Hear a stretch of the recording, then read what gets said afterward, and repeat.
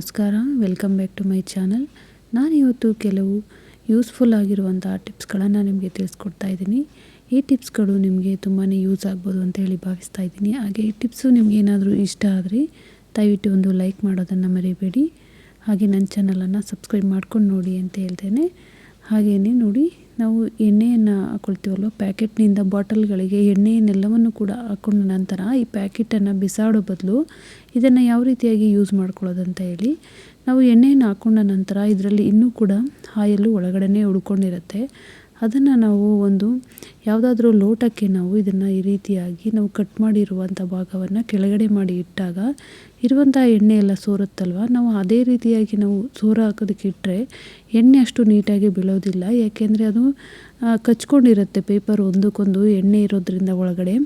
ಆ ರೀತಿ ಇಟ್ಟಾಗ ಸರಿಯಾಗಿ ಎಣ್ಣೆ ಅನ್ನೋದು ಬೀಳೋದಿಲ್ಲ, ಇನ್ನೂ ಹಾಗೆ ಉಳ್ಕೊಳ್ಳುತ್ತೆ. ಅದಕ್ಕೆ ಸ್ವಲ್ಪ ನಾವು ಈ ರೀತಿ ಗಾಳಿಯನ್ನು ಊದಿ, ಈ ಪ್ಯಾಕೆಟನ್ನು ಸ್ವಲ್ಪ ಈ ರೀತಿ ಗಾಳಿಯನ್ನು ಊದಿ ಇಟ್ಟಾಗ ಏನಾಗುತ್ತೆ ಅಂದರೆ ಅದರಲ್ಲಿ ಉಳ್ಕೊಂಡಿರುವಂತಹ ಎಕ್ಸ್ಟ್ರಾ ಆಯಿಲ್ ಕೂಡ, ಎಷ್ಟೇ ಆಯಿಲ್ ಇದ್ರೂ ಕೂಡ ನೀಟಾಗಿ ಸೋರ್ಕೊಂಡು ಬಂದುಬಿಡತ್ತೆ. ನಾವು ಹಾಗೆಯೇ ಅದು ಕಚ್ಕೊಂಡಿರುವ ರೀತಿಯಲ್ಲಿ ಇಟ್ವಿ ಅಂದರೆ ಸರಿಯಾಗಿ ಎಣ್ಣೆ ಬೀಳೋದಿಲ್ಲ. ನೀಟಾಗಿ ಅದಕ್ಕೆ ಈ ರೀತಿ ಗಾಳಿಯನ್ನು ಊದಿದ್ವಿ ಅಂದರೆ ಕಾರ್ನರಲ್ಲಿ ಸೇರ್ಕೊಂಡಿರುತ್ತಲ್ವ ಎಣ್ಣೆ, ಅದನ್ನು ಕೂಡ ನೀಟಾಗಿ ಎಲ್ಲ ಕೂಡ ಬಿದ್ದೋಗುತ್ತೆ. ಹಾಗೆ ಇದು ಎಣ್ಣೆ ಸೋರಿದ ನಂತರ ಈ ಪ್ಯಾಕೆಟನ್ನು ಬಿಸಾಡೋ ಬದಲಾಗಿ ಇನ್ನೂ ಕೂಡ ಯೂಸ್ ಮಾಡ್ಕೊಳ್ಬೋದು. ಯಾವುದನ್ನೇ ಆದ್ರೂ ಕೂಡ ನಾವು ವೇಸ್ಟ್ ಮಾಡೋದಕ್ಕೆ ಹೋಗಬಾರ್ದು. ಏಕೆಂದರೆ ದುಡ್ಡು ಕೊಟ್ಟು ಕೊಂಡ್ಕೊಂಡು ಬಂದಿರ್ತೀವಲ್ವ, ಅದಕ್ಕೋಸ್ಕರ ಅಂತೇಳಿ ಈಗ ಇದರಲ್ಲಿ ಇನ್ನೂ ಉಳ್ಕೊಂಡಿರುವಂತಹ ಎಣ್ಣೆಯನ್ನು ನಾವು ಯಾವ ರೀತಿಯಾಗಿ ಯೂಸ್ ಮಾಡ್ಕೊಳ್ಳೋದಂತ ಹೇಳಿ ತೋರಿಸ್ತಾ ಇದ್ದೀನಿ ನೋಡಿ. ಈ ಆಯಿಲ್ ಪ್ಯಾಕೆಟ್ ಏನಿದೆ ಇದನ್ನು ನಾವು ನೀಟಾಗಿ ಕಟ್ ಮಾಡ್ಕೊಳ್ಬೇಕಾಗತ್ತೆ. ಇದೆಲ್ಲವನ್ನು ಕೂಡ ಕಟ್ ಮಾಡಿಕೊಂಡು ನಂತರ ನಾವು ಇದರಲ್ಲಿರುವಂಥ ಆಯಿಲನ್ನು ಯೂಸ್ ಮಾಡ್ಕೊಳ್ಬೋದು. ನೋಡಿ, ಈ ರೀತಿಯಾಗಿ 3 ಭಾಗ ಕಡೆ ನಾವು ಕಟ್ ಮಾಡ್ಕೊಂಡ್ವಿ ಅಂದರೆ ಇದನ್ನು ಓಪನ್ ಮಾಡಿಕೊಂಡ್ರೆ ಇದರಲ್ಲೂ ಕೂಡ ತುಂಬ ಎಣ್ಣೆ ಇನ್ನೂ ಉಳ್ಕೊಂಡಿರುತ್ತೆ. ನೋಡಿ ಇದರಲ್ಲಿ ಎಷ್ಟು ಎಣ್ಣೆ ಉಳ್ಕೊಂಡಿದೆ ಅಂತೇಳಿ. ಇದನ್ನು ನಾವು ಹಿಟ್ಟನ್ನು ಕಲಿಸ್ತೀವಲ್ವ, ಅದಕ್ಕೆ ಸುತ್ತಿ ಆದರೂ ಇಟ್ಕೊಳ್ಬೋದು, ಅಥವಾ ಇದ್ರ ಮೇಲೆ ಏನಾದರೂ ರೊಟ್ಟಿ ಏನಾದರೂ ತಟ್ಟಿ ಹಾಕ್ಕೊಂಡು ಇದಕ್ಕೆ ಯೂಸ್ ಮಾಡ್ಕೊಳ್ಬೋದು. ಈ ರೀತಿಯಾಗಿ ನಾವು ಯೂಸ್ ಮಾಡ್ಕೊಳ್ಳೋದ್ರಿಂದ ಇದರಲ್ಲಿ ಉಳ್ಕೊಂಡಿರುವಂಥ ಎಕ್ಸ್ಟ್ರಾ ಆಯಿಲ್ ಏನಿದೆ ಅದನ್ನು ಕೂಡ ನಾವು ಬಳಸ್ಕೊಂಡಂಗೆ ಆಗುತ್ತೆ. ಯಾವುದನ್ನು ಕೂಡ ಫುಡ್ ವಿಷಯದಲ್ಲಿ ಯಾವುದನ್ನು ವೇಸ್ಟ್ ಮಾಡಬಾರ್ದಲ್ವ, ಅದಕ್ಕೋಸ್ಕರ ಈ ರೀತಿಯಾಗಿ ಎಣ್ಣೆಯನ್ನು ಎಲ್ಲವನ್ನು ಯೂಸ್ ಮಾಡ್ಕೊಳ್ಬೋದು. ಹಾಗೆಯೇ ನಾವು ಗೋಧಿ ಹಿಟ್ಟನ್ನು ತಂದಿರ್ತೀವಲ್ವ ಮನೆಗೆ, ಈ ರೀತಿ 10 kg ಪ್ಯಾಕೆಟ್ಗಳು ಅಥವಾ 5 kg ಯಾವುದಾದ್ರೂ ಗೋಧಿ ಹಿಟ್ಟನ್ನು ತಂದಾಗ ಈ ಕವರ್ಗಳನ್ನು ಬಿಸಾಡ್ದು ನಾವು ಯಾವ ರೀತಿಯಾಗಿ ಯೂಸ್ ಮಾಡ್ಕೊಳ್ಳೋದಂತೇಳಿ ತೋರಿಸ್ತಾ ಇದ್ದೀನಿ ನೋಡಿ. ಈ ಕವರ್ನ ನಾವು ಬಾಸ್ಕೆಟ್ನ ರೀತಿಯಲ್ಲಿ ಯೂಸ್ ಮಾಡ್ಕೊಳ್ಳೋದು, ಕಿಚನ್ನಲ್ಲಿ ಏನಾದರೂ ಆರ್ಗನೈಸ್ ಮಾಡ್ಕೊಳ್ಳೋದಕ್ಕೆ ಅಂತ ಹೇಳಿ. ಈ ಕವರಿನ ಭಾಗ ಏನಿದೆ ಅದನ್ನು ನಾವು ಈ ರೀತಿ ಒಳಗಡೆಗೆ ಹಾಕ್ಕೊಳ್ಬೇಕಾಗುತ್ತೆ. ಇದನ್ನು ನಾವು ಕಟ್ ಮಾಡ್ಕೊಳ್ಳೋದಕ್ಕೆ ಹೋಗಬಾರ್ದು. ಏಕೆಂದರೆ ಈ ರೀತಿ ನಾವು ಒಳಗಡೆಗೆ ಹಾಕಿ ಈ ರೀತಿಯಾಗಿ ನಾವು ಬಾಸ್ಕೆಟ್ನ ರೀತಿಯಲ್ಲಿ ರೆಡಿ ಮಾಡಿಕೊಂಡ್ರೆ ಇದು ತುಂಬಾ ಗ್ರಿಪ್ಪಾಗಿ ಕೂತ್ಕೊಳ್ಳುತ್ತೆ. ಇದು ಕಟ್ ಮಾಡಿಬಿಟ್ಟು ನಾವು ಅನಂತರ ಬಾಸ್ಕೆಟ್ನ ರೀತಿಯಲ್ಲಿ ಮಾಡ್ಕೊಳ್ಳೋದಕ್ಕೆ ಹೋದರೆ ಅದು ಅಷ್ಟು ನೀಟಾಗಿ ಕೂತ್ಕೊಳ್ಳೋದಿಲ್ಲ. ಅದಕ್ಕೆ ಇನ್ನೇನು ಉಳ್ಕೊಂಡಿದೆ ಎಕ್ಸ್ಟ್ರಾ ಅದೆಲ್ಲವನ್ನು ಕೂಡ ನಾವು ನೀಟಾಗಿ ಒಳಗಡೆಗೆ ಮಡಚ್ಕೊಂಡು ಇದನ್ನು ಈ ರೀತಿ ರೆಡಿ ಮಾಡ್ಕೊಂಡ್ವಿ ಅಂದರೆ ನಾವು ಮನೆಗೆ ಏನಾದರೂ ಗ್ರಾಸರೀಸ್ ತರ್ತೀವಲ್ವ, ಅದನ್ನು ಸ್ವಲ್ಪ ಬಾಕ್ಸ್ಗೆ ಹಾಕ್ಕೊಂಡು ಇನ್ನೂ ಸ್ವಲ್ಪ ಮಿಕ್ಕಿದಂತಹ ಕವರ್ಗಳೇನಿದೆ ಅವುಗಳನ್ನು ಇದ್ರೊಳಗಡೆ ಹಾಕಿ ನಾವು ಸೆಲ್ಫ್ನಲ್ಲಿ ಆರ್ಗನೈಸ್ ಮಾಡ್ಕೊಳ್ಳೋದಕ್ಕೆ ಯೂಸ್ ಆಗುತ್ತೆ ಈ ರೀತಿಯ ಬ್ಯಾಗ್ಗಳು.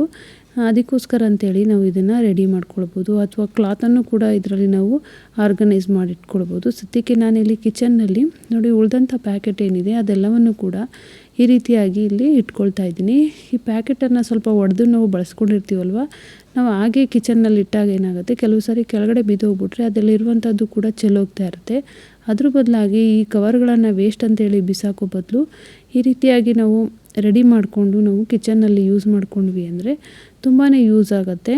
ಈ ಕವರನ್ನು ಬಿಸಾಡೋ ಬದಲು ನೀವು ಕೂಡ ಒಂದ್ಸಲ ಟ್ರೈ ಮಾಡಿ. ಇದು ನೋಡೋದಕ್ಕೂ ಕೂಡ ತುಂಬ ನೀಟಾಗಿ ಕಾಣಿಸುತ್ತೆ. ನಾವು ಕಬೋರ್ಡ್ನಲ್ಲಿ ಇಟ್ಕೊಂಡಿದ್ದಾಗ ನೋಡಿ ಎಷ್ಟು ನೀಟಾಗಿ ಕಾಣಿಸ್ತಾ ಇದೆ ಅಲ್ವಾ. ಹಾಗೆಯೇ ಇದನ್ನು ಇನ್ನೊಂದು ರೀತಿ ಹೇಳ್ಬೋದು, ಇದನ್ನು ನಾವು ಕಟ್ ಮಾಡ್ಕೊಳ್ಬೇಕಾಗತ್ತೆ.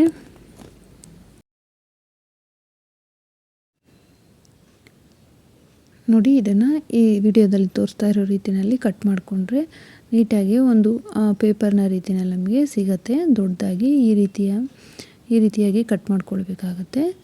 ನೋಡಿ, ಈ ಥರ ಕಟ್ ಮಾಡ್ಕೊಂಡ ನಂತರ ಈ ಕವರ್ ಏನಿದೆ ಈ ಕವರ್ನ ಮೇಲೆ ನಾವು ಏನಾದ್ರೂ ಒಣಗಾಕೋದಕ್ಕೆ ಅಂತೇಳಿ ಯೂಸ್ ಮಾಡ್ಕೊಳ್ಬೋದು.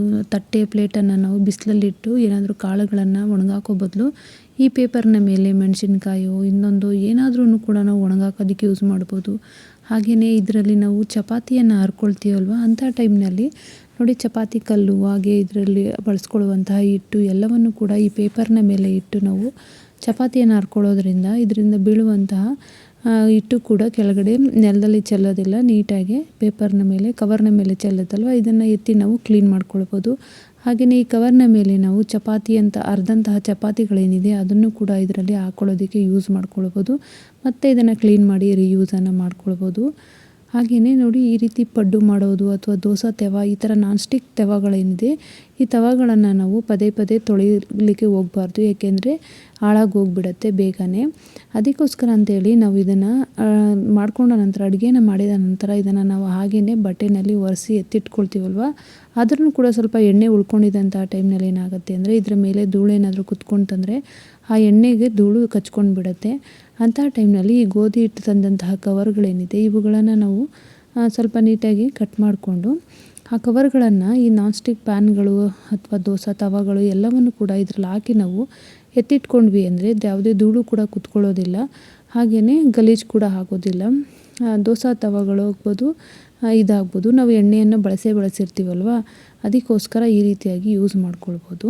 ಹಾಗೆಯೇ ಈ ಪೇಸ್ಟ್ಗಳೇನಿದೆ ಈ ಪೇಸ್ಟ್ಗಳನ್ನು ನಾವು ಕೊನೆಯಲ್ಲಿ ಖಾಲಿಯಾಗಿದೆ ಅಂತೇಳಿ ಬಿಸಾಕ್ಬಿಡ್ತಾ ಇರ್ತೀವಲ್ವ, ಈ ರೀತಿ ಬಿಸಾಡದೆ ನಾವು ಮತ್ತೆ ಇದರಲ್ಲಿ ಉಳಿದಿರುವಂಥ ಪೇಸ್ಟನ್ನು ಯಾವ ರೀತಿಯಾಗಿ ರಿಯೂಸ್ ಮಾಡೋದು ಅಂತ ಹೇಳಿ ನೋಡಿ. ಈ ಪೇಸ್ಟನ್ನು ನಾವು ಒಂದು ಚಾಕುನ ಸಹಾಯದಿಂದ ಈ ರೀತಿಯಾಗಿ ನೀಟಾಗಿ ಪ್ರೆಸ್ ಮಾಡಿ ಉಜ್ಜಿಕೊಂಡ್ರೆ ಉಳಿದಂಥ ಪೇಸ್ಟ್ ಎಲ್ಲವನ್ನು ಕೂಡ ನೀಟಾಗಿ ಬಂದುಬಿಡುತ್ತೆ. ಒಂದು ಸಲ ಟ್ರೈ ಮಾಡಿ. ಎಷ್ಟು ಪೇಸ್ಟ್ ಬರುತ್ತೆ ಅಂದರೆ ಇನ್ನೂ 2 ಡೇಸ್ ಕೂಡ ಯೂಸ್ ಮಾಡ್ಬೋದು, ಅಷ್ಟು ಪೇಸ್ಟು ಇದರಲ್ಲಿ ಇರುತ್ತೆ. ಈ ರೀತಿ ಪ್ರೆಸ್ ಮಾಡಿ ಉಜ್ಜಿಕೊಂಡ್ರೆ ನಾವಂತೂ ಇದೇ ರೀತಿಯಾಗಿ ಬಳಸ್ಕೊಳ್ಳೋದು. ಇನ್ನೂ ಇದನ್ನು ಕಟ್ ಮಾಡಿ ಕೂಡ ನಾವು ಬಳಸ್ಕೊಳ್ಬೋದು.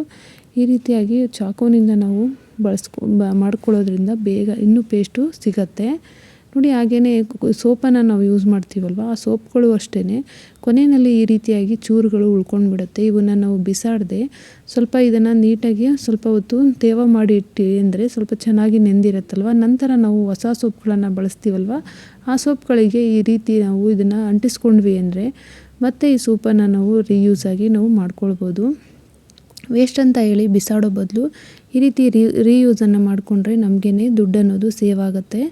ನೋಡಿದ್ರಲ್ಲ ಈ ರೀತಿ ಕೆಲವು ಟಿಪ್ಸ್ಗಳನ್ನು. ಈ ಟಿಪ್ಸ್ಗಳಲ್ಲಿ ನಿಮಗೆ ಯಾವುದಾದ್ರೂ ಕೂಡ ಒಂದಾದರೂ ಕೂಡ ನಿಮಗೆ ಇಷ್ಟ ಆಗಿದರೆ ದಯವಿಟ್ಟು ನನ್ನ ಚಾನಲನ್ನು ಸಬ್ಸ್ಕ್ರೈಬ್ ಮಾಡ್ಕೊಂಡು ನೋಡಿ. ಹಾಗೆ ಪಕ್ಕದಲ್ಲಿರುವಂತಹ ಬೆಲ್ಲೈಕನ್ ಬಟನನ್ನು ಪ್ರೆಸ್ ಮಾಡಿ ನಾನು ಮಾಡುವಂಥ ಪ್ರತಿಯೊಂದು ವಿಡಿಯೋ ನೋಟಿಫಿಕೇಷನು ನಿಮಗೆ ಬಂದು ತಲುಪತ್ತೆ. ಹಾಗೆಯೇ ನಿಮ್ಮ ಸಪೋರ್ಟು ನಮಗೆ ಬೇಕಾಗಿರೋದ್ರಿಂದ ದಯವಿಟ್ಟು ಒಂದು ಲೈಕ್ ಮಾಡೋದನ್ನು ಮರಿಬೇಡಿ. Thank you for watching.